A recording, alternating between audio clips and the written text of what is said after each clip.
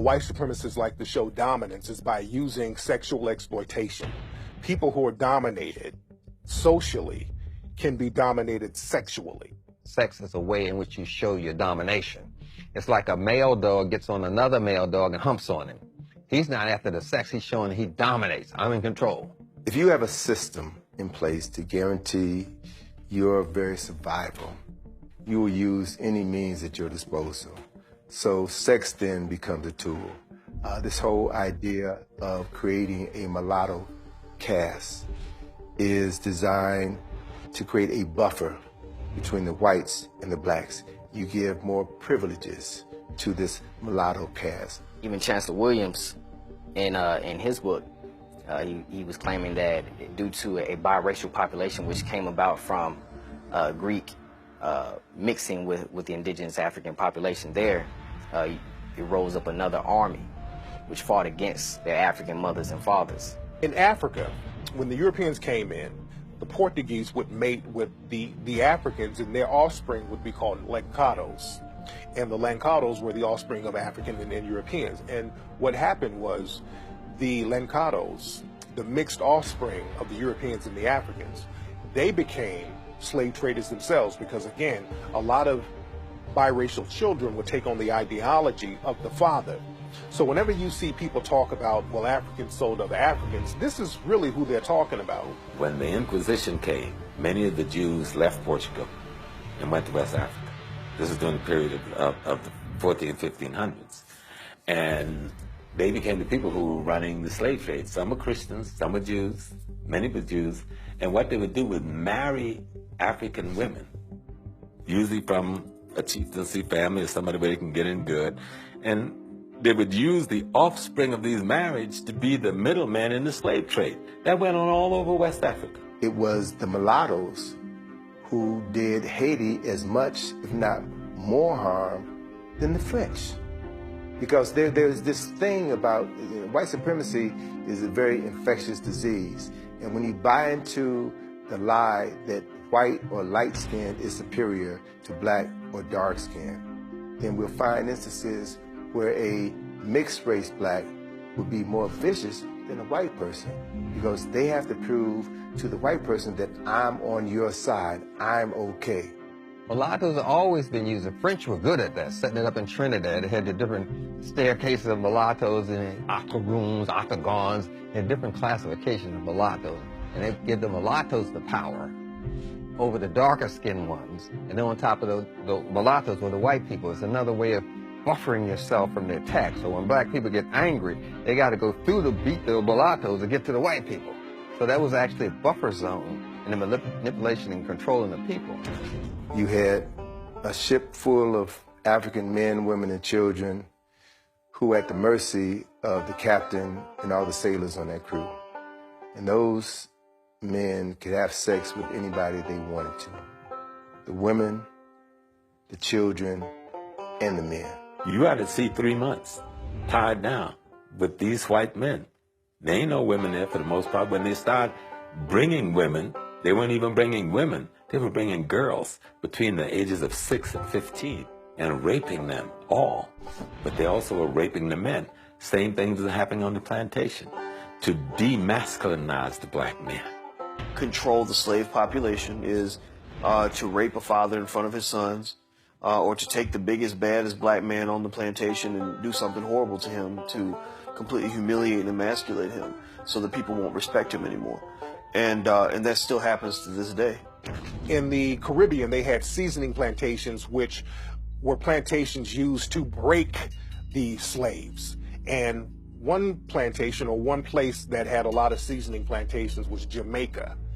And people have to wonder, what were they doing on these seasoning plantations that was worse than what was happening on the regular plantations?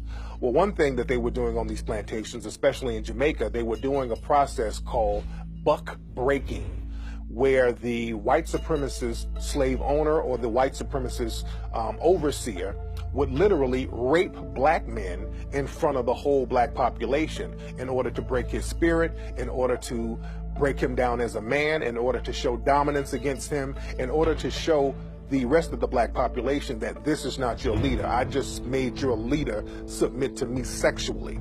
And this happened a lot in Jamaica.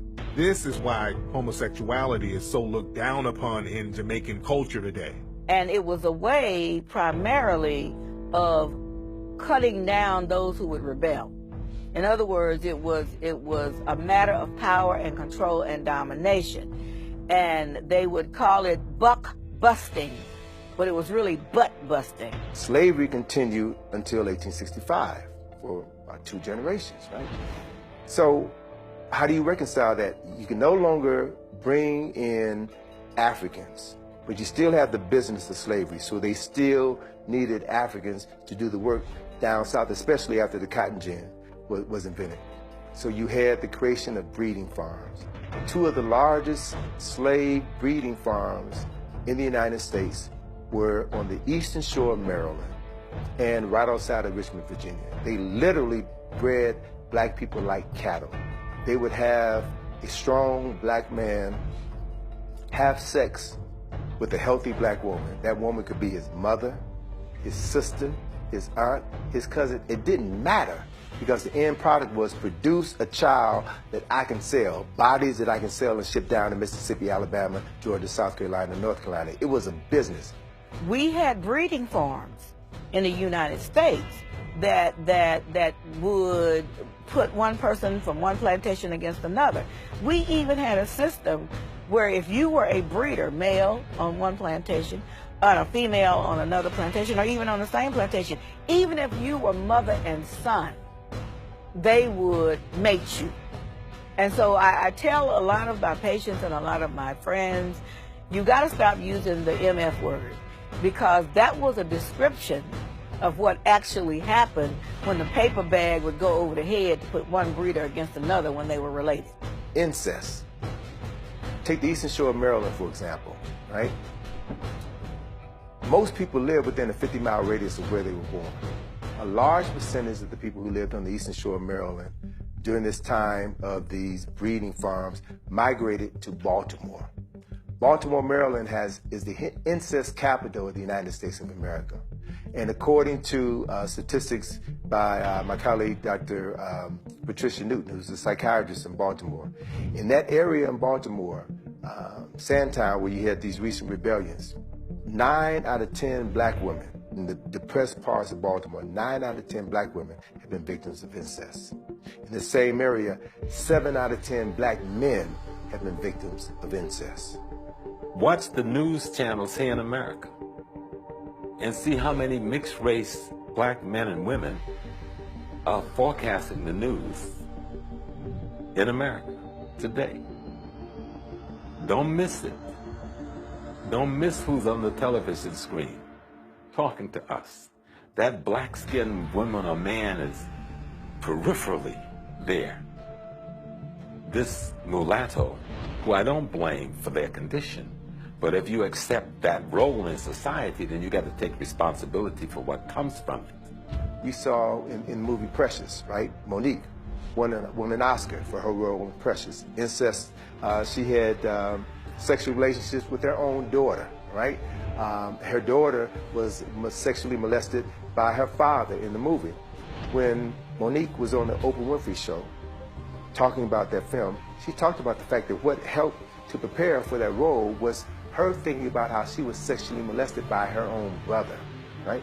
Oprah had Monique's brother on her show and asked him point blank, did you know what you were doing when you sexually molested your own sister?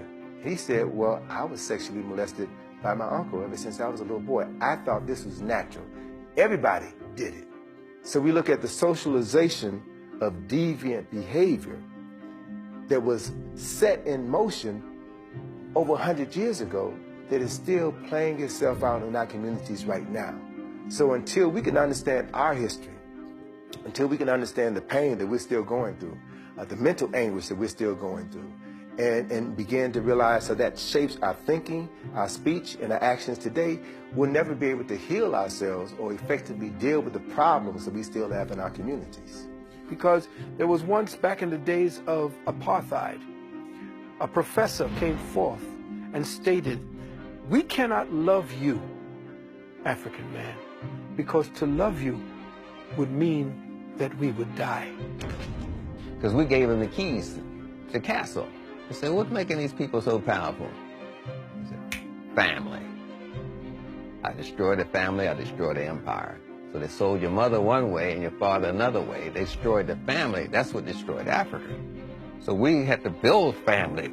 A black man and a black woman in love, raising a healthy child is the most dangerous thing on this planet. We're looking for a gun. The gun is the relationship.